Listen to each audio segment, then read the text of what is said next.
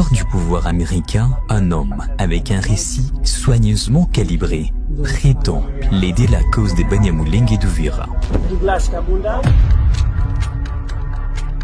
Président de la Mahoro Peace Association, une organisation humanitaire créée par la diaspora congolaise visant à soutenir les populations affectées par les conflits dans l'est de la République démocratique du Congo.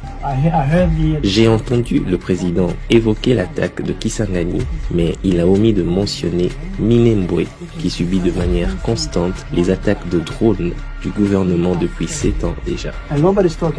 Derrière ce discours monté de souffrance se cache une vérité complexe, où les véritables persécuteurs ne sont pas toujours ce qu'on croit.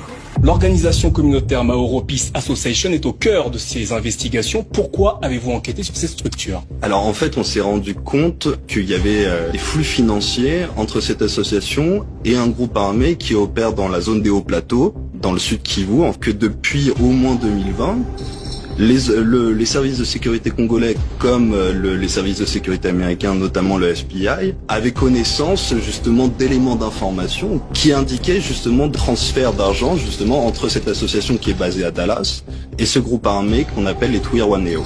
Plus d'1 million de dollars américains a transité vers la région depuis 2020. Les autorités américaines ont-elles la capacité ou peuvent-elles lancer des poursuites judiciaires contre cette association? Oui, alors le FBI en fait a compétence pour justement enquêter sur de potentiels actes illégaux menés par cette association, selon les éléments en leur possession, finance justement ce groupe armé dans l'Est.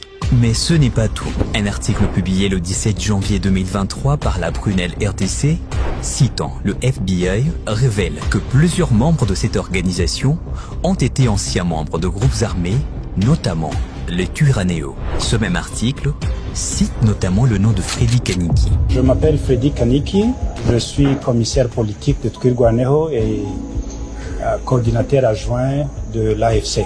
Et ce n'est pas tout.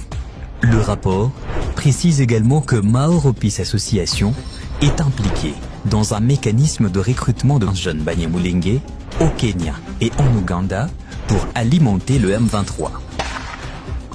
Certains sont exécutés en tentant de fuir, des vies sacrifiées. Ça fait partie de notre lutte. Pendant que le discours international parle de protection. Derrière la vitrine humanitaire se cache une arme de communication et d'influence soigneusement construite qui sert à remodeler les perceptions, à brouiller les responsabilités et à imposer une version des faits favorable à un acteur bien précis, Paul Kagame.